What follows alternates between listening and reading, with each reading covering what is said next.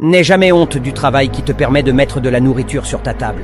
Un petit salaire vaut mieux que d'attendre que quelqu'un te donne de l'argent. Tu as deux choix dans la vie. Salut, je vais parler d'un sujet que tous les Africains connaissent. Depuis des années, on connaît Western Union, MoneyGram, TapTaSend et d'autres encore qui sortent par-ci, par-là. Donc, pour ceux qui ne connaissent pas, la diaspora africaine, la diaspora congolaise et d'autres diasporas envoient énormément d'argent dans leur pays d'origine. Ils envoient, c'est qui payent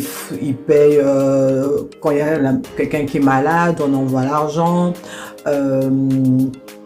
Pour les frais de scolarité, en tout cas, la diaspora africaine envoie des milliards et des milliards vers l'Afrique. Mais la question qu'on doit se poser aujourd'hui, depuis qu'on envoie ces milliards, est-ce que l'Afrique est développée? Est-ce que l'argent que nous envoyons massivement pour aider, entre guillemets, nos frères et nos sœurs qui sont restés en Afrique, cet argent, qu'est-ce qu'elle a produit? À un certain moment, on doit se poser la question, est-ce qu'on va continuer à envoyer l'argent en Afrique? C'est très bien d'aider nos frères, d'aider nos proches, d'aider nos membres de famille. Je ne dis pas qu'on doit arrêter, mais est-ce qu'on ne peut pas une fois s'arrêter? Je vais prendre l'exemple de la RDC. On envoie, il y a vraiment des milliards qui sont envoyés vers Western Union et les autres. Est-ce que ça a arrêté la pauvreté dans vos familles? Est-ce que ça a développé les pays? Non. On continue à envoyer, on continue à envoyer. J'ai envie de dire, il y a un dicton, je ne sais pas qui l'avait inventé. On dit qu'au lieu de donner à quelqu'un du poisson, apprends-les à pêcher. Est-ce qu'il ne serait pas temps aussi à nous les Africains, à nous la diaspora, de se poser des questions? Pourquoi envoyons-nous tout cet argent et la pauvreté reste? Donc si on veut être bon, au lieu d'envoyer du poisson, pourquoi ne pas apprendre à pêcher? On doit un peu se poser la question. Il est temps qu'on puisse s'asseoir. Il est temps parce que vous savez, la sagesse, c'est le pouvoir. La connaissance, c'est le pouvoir. Vous voyez ici, on est en Occident. Pourquoi les Occidentaux, ils ont une puissance sur nous, les Occidentaux? Parce qu'ils ont la technique. Je donne par exemple l'exemple de la RDC.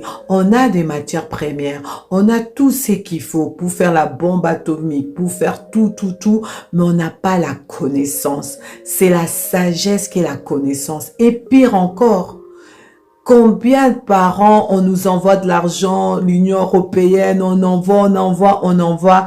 Est-ce qu'on a éradiqué la pauvreté? Non. Alors ça veut dire quoi? Je peux t'envoyer 1 million. Mais c'est la sagesse financière qui est importante. C'est la sagesse financière qui est importante. C'est la sagesse qui va faire qu'une nation va se développer. C'est la sagesse qui va faire que nous, on puisse créer la richesse. Et comment tu trouves la sagesse? C'est en lisant des livres.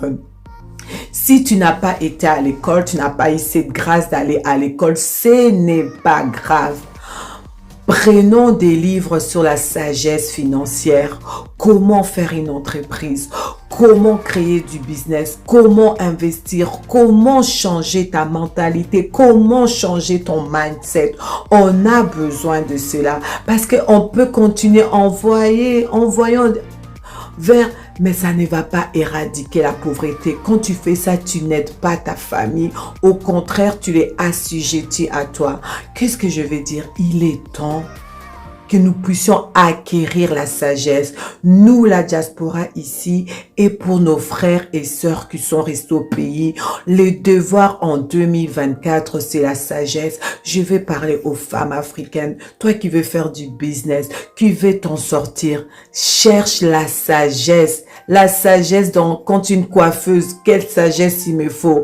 Tu es dans le commerce, quelle sagesse il me faut? C'est la sagesse qui va faire que on va éradiquer la pauvreté.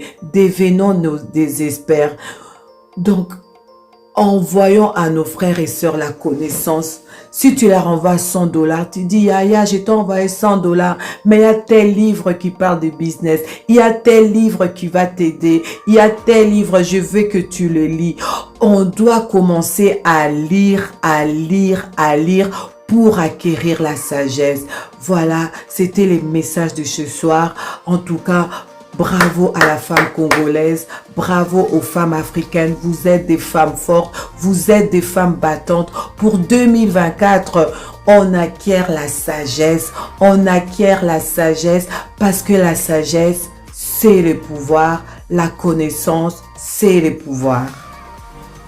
Hé, Amina, le bordel a péri.